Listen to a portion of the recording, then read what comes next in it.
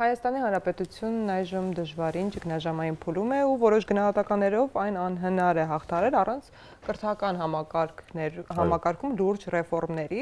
առհասարակ հասկանանք պետք են այդ ռեֆորմները թե ոչ, մեր հյուրի հետ զրույցի ընթացքում տաղավարում այդ կրթական հիմնադրամի հոգաբարձուների խորհրդի նախագահ Արամ Փախչյանյանն է, բարի լույս։ Բարի ձեզ։ Ըստ ձեզ որտեղից պետք է սկսել ու արդյոք իսկապես պետք են այդ լուրջ ռեֆորմները, թե մենք անդադար ասում ենք, հա, կրթությունը ապագայի կառուցման միջոց է, բայց ապագան կառուցելու համար այն նախ պետք է կարողանան կոնսոլիդացնել ներկայիս հնարավորությունների հետ։ Կրթությունը միանշանակ Հայաստանում բարեփոխման կարիք ունի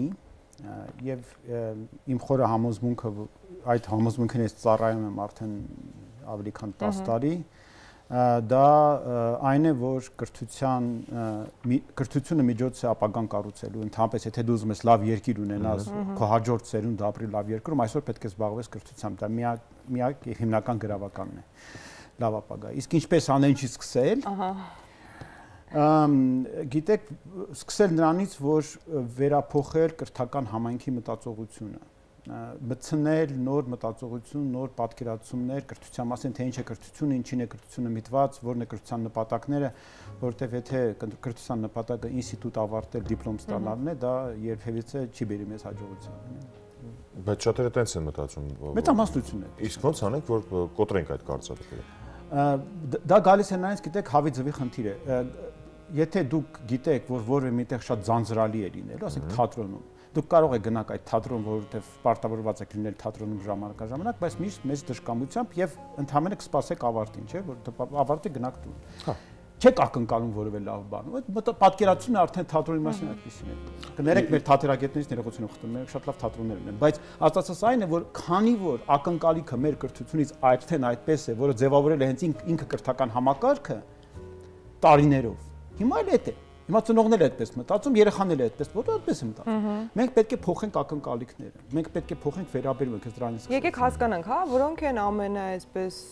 սուր պահանջներն ու ակնկալիքները ապագայի կրթությանն ուղղված։ Մարդը պետք է դառնա կրթությունը պետք է զբաղվի մարդակերտությամբ։ Պետք է դադարի գիտելիք փոխանցել, գաղափարը պետք է մոռացվի կրթությամբ, չէ՞ նման բան գոյություն չունի։ Հնարավոր չէ երեխային գիտելիք փոխանցել։ Ֆիլիսոփաներից մեկը ասել է, գիտելիքը այն արդյունքն է, որը մնում է մտածելուց հետո։ Հասկանում եք, գիտելիքը մտածելու ընթացքի արդյունք է, ոչ թե գիտելիք փոխանցելու։ Ինքը մտածողությունն է։ Մեր ազգի հիմնական թերությունը կանում է նրանում, որ մի սերունդ մենք կրթության մեջ չենք ձևավորել մտածողություն։ 90-ականների սերունդը մեծացել է առանց մտածել սովորելու։ Մտածել եւ վերլուծել։ Մտածել վերլուծել։ Եվ արդյունքում մենք չունենք նաեւ գիտելիք, որովհետեւ գիտելիքը անգիր սովորածը չէ։ Դա մտածածն է, դա գիտակցվածն է։ Այդ գիտակցության յետ բերել է դեպի կրթություն, որպեսզի երեխաները գիտակցաբար սովորեն դպրոցներում, ուսուցիչները գիտակցություն սովորեցնեն երեխաները սովորեն մտածել դպրոցներում, դա մեր հրամայականն է, եթե մենք ուզում ենք կրթություն։ Բայց գուցե դա ազգային ինչ-որ խնդիր է, չէ՞ որ ասենք շատ է հանդիպում, հատկապես 90-ականները քիչ առաջ հիշեցիք։ Գնանք մեր մանկությունը, հա, որ ծնողներն են շատ դեպքերում որոշում, նույնիսկ ինչի 90-ական, մինչև հիմա է։ Այսինքն ծնողն է որոշում, ինչ անի, ոնց անի, մաման է որոշում կամ պապան է ասում երեխեն ինչ պետք է անի, ինչ չանի։ Բայց դրա մասին ես արդեն մտածել եմ հոդված գրեմ, որովհետև դա իմ ամենամեծ ցավն է։ Մեր ընտանիքների մշակույթը հայկական չի դրսևորում պատասխանատվություն երեխաների մոտ։ Դա այսպեսի քաղցր բանտ է երեխայի համար, որից երեխան երազում է պրծնել մի օր։ Մանկությունը ավարտվի եւ իրեն հնարավոր լինի անել այն ամենը, ինչ որ թույլ է տրված մեծերին, իրեն արգելված է անընդհատ եւ վերջ-վերջո անի ինչ որ գլխին է փչում, ոչ թե այն ինչ որ ծնողն է պարտադրում։ Եվ այդ մտածողությամբ են երեխաները մեծանում։ Ճիշտ դաստիարակություն լրիվ այլն է։ Եվ դպրոցում էլ է նույնը։ Լրիվ պարտադրողական մոտեցում։ Էս անես, այն անես։ Ինչու՞։ Կարևոր չի։ Պիտի անես, վաղ կմեծանաս կհասկանաս։ Այդ կմեծանաս կհասկանաս գաղափարախոսությունը պետք է փոխարինվի նրանով, որ երեխան պետք է մեծացվի որպես պատասխանատու անձնավորություն, որը հենց որ հնարավորություն է լինում այդ երեխային որևէ մի պատասխանատվություն հանձնել, պետք է հանձնես։ Երեխան պետք է ինքը որոշում ներկայացնի, ինքը սովորի ինքնուրույն գործել։ Այսինքն այս դեպքում պատասխանատվությունը նաև ազատություն է որոշում։ Այո, իհարկե, ազատություն պատասխանատվություն նույն բանն է իրականում։ Դա նույն բանի երկու կողմերն են։ Եթե մենք ունենանք պատասխանատու սերունդ, մենք կարող ենք այդ սերունդին մեծացնել ազատ, եւ մենք վերջ-վերջո երկրում կունենանք իրական ազատություն, ոչ թե ամենաթողություն, որը ազատություն չէ, որը լրիվ այլ բան է։ Դե մեր դեպքում կարծում եմ ծնողների շատերը մտածում են, եթե ազատություն էսպես տալ երեխային, նա կրթության նկատմամբ պատասխանատու չի լինի, այսպես հակասական կստացվի։ Բայց դա զարմանալի է, որտեղ երեխան սիրում է կրթվել։ Հենց որ մենք երեխային սկսում ենք պարտադրել կրթվել, նա դադարում է դա սիրել։ Երեխաներին դուր է գալիս սովորել։ Իրենք ծնվում են սովորելու ցանկությամբ։ Իրենց համար դա շատ կարևոր է, իրենց բնազդը իրենց տանում է դեպի սովորելը։ Բայց մենք իրենց թունավորում ենք իրենց ցանկությունը սովորելու, անանիմիջ պարտադրելով։ Իսկ թվում է իմ կարծիքով ամենադեպս դա այն արանքն է, երբ որ 6 տարեկան արդեն լրացավ, նոր պետք է դպրոց գնա, այդ դպրոցական տարիների սկզբնամասում է այդ վտանգավոր գոտին, թիրախային գոտին, որովհետև մինչև այդ ես էլ եմ համաձայն, չէ՞ որ բոլորը երեխաները այն ինչույների տարիքն է գալի, ինչու ասա, ինչու ինքը ցանկություն ունի սովորելու։ Բայց ինչն է մեր բացը հենց այդ արանքը, որ մենք այդ չենք նկատում ու վերում ենք երեխային այդ որովհետև դպրոցը հարմարեցնում է երեխային իր նպատակներին եւ իր աշխատելավոճին։ Ոչ թե երեխային է հարմարվում դպրոցը, այլ հակառակը։ Դպրոցը պարտադրում է երեխային որոշ վարքագիծ, որոշ վերաբերմունք, որ դպրոցին ավելի հարմար լինի աշխատել։ Ուսուցչին ավելի հարմար լինի դասարան, ուսուցիչը նախատեսում է լռություն դասարանում։ Ինչու՞։ Որովհետև իրեն այդպեսի հարմար է խոսել։ Ուսուցիչը ենթադրում է, որ ինքը 40 րոպե պետք է խոսի, 45 րոպե երեխաները պետք է լսեն։ Աբսուրդի ծայրահեղ աստիճան։ Բայց այդպես է։ Եթե մենք ուզում ենք, որ երեխաները սիրեն սովորել, դասանում պետք է աղմկոտ լինի։ Երեխաները պետք է զրուցեն, խոսեն։ Մենք ինչ ռեստորանում ամբողջ օրը նստում ենք, լռում ենք, թե խոսում ենք։ Եթե մենք խոսում ենք, մենք դրանով լիքը բան ենք սովորում մեկս մյուսից։ Օրինակ հիմա մենք խոսում ենք, չենք լռում, լիքը իրար քննարկում ենք։ Ինչու երեխան պետք է լռի դասարանում։ Այդպեսի զարմանալի բաներ կան կարծրատիպ։ Դուք թույլ եք տալիս ձեր աշակերտներին ազատ խոսել դասերի ժամանակ։ Ազատ չէ։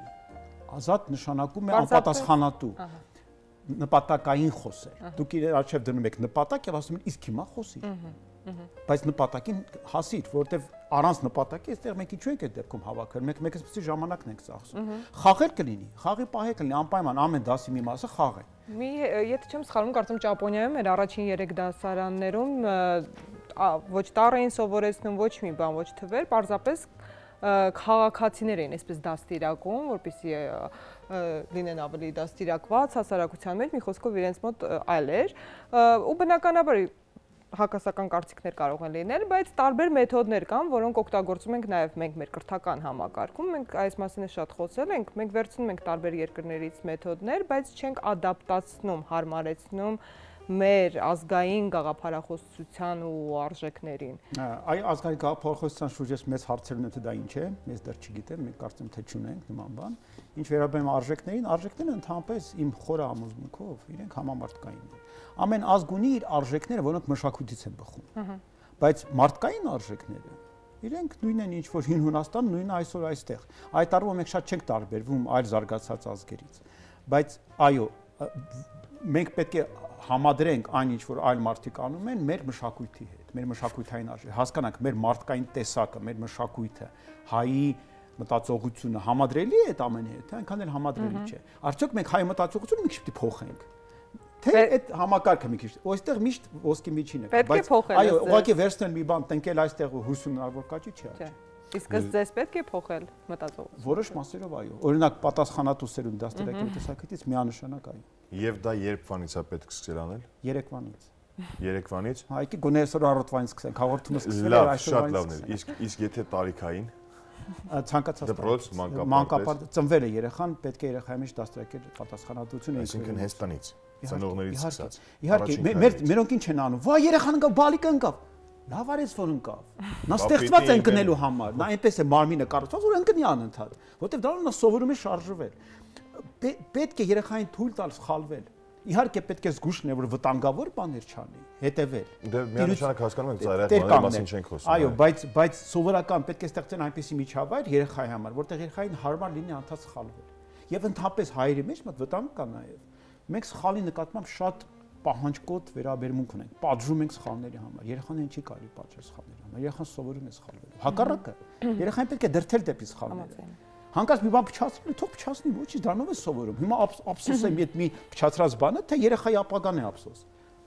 Եկեք մտածենք դրա մասին։ Ախր լավ, այս ամեն ինչը հիմա որ մենք խոսում ու քննարկում ենք, ո՞նց անենք, որ կյանքի կոչենք։ Ո՞նց անենք, որ խոսենք ու քննարկենք, էլի խոսենք։ Անընդհատ խոսենք, որ մարդկանց գործամեջ մեր օրինակով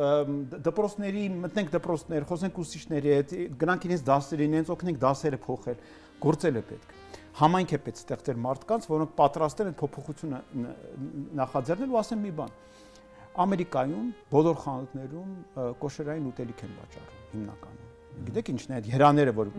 հրաներ միայն դա են կարողանում իրենց թույլ տալ, հատուկ ուտելիք է հրեական։ Ինչու՞։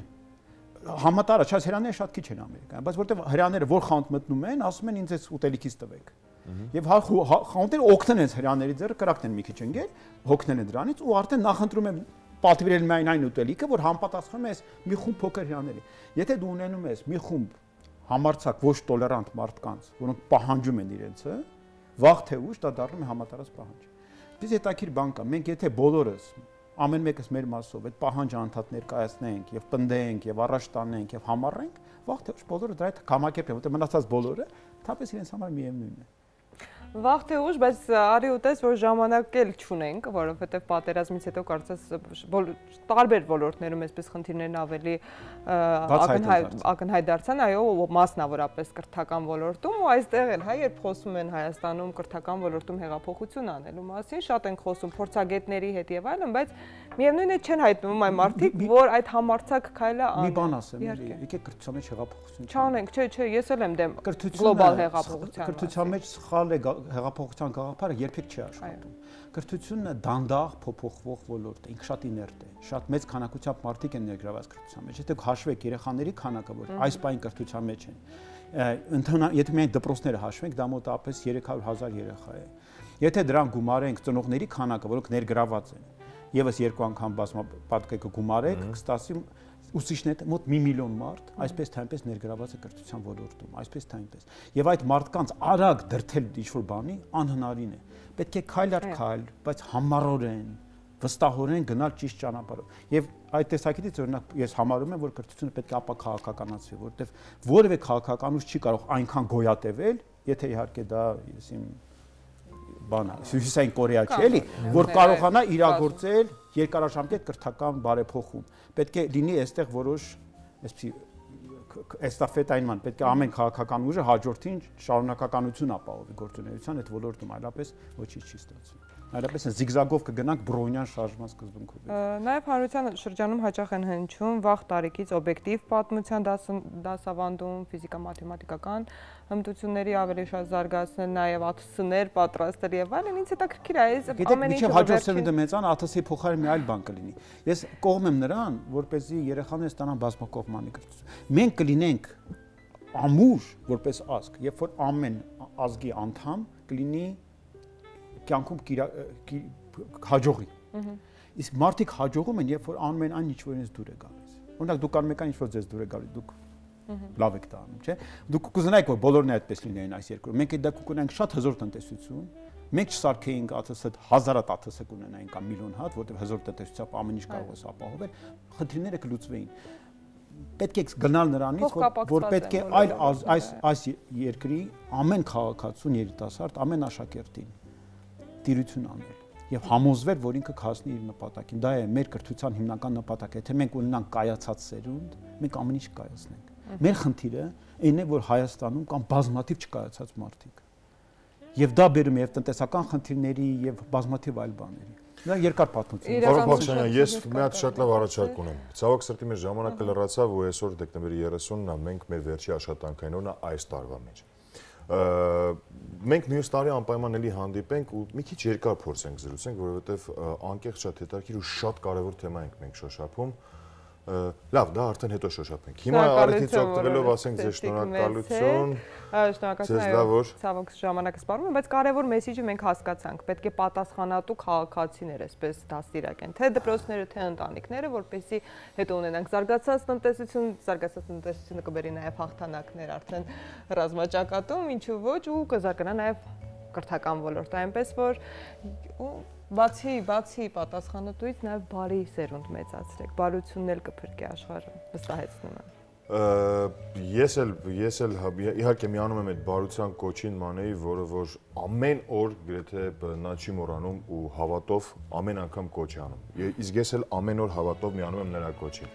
Մաղթում եմ մեզ բոլորիս ամենակարևորը հոգևոր խաղաղություն, որ մենք վերջապես հանդարտվենք ու գոնե 2021 թվականում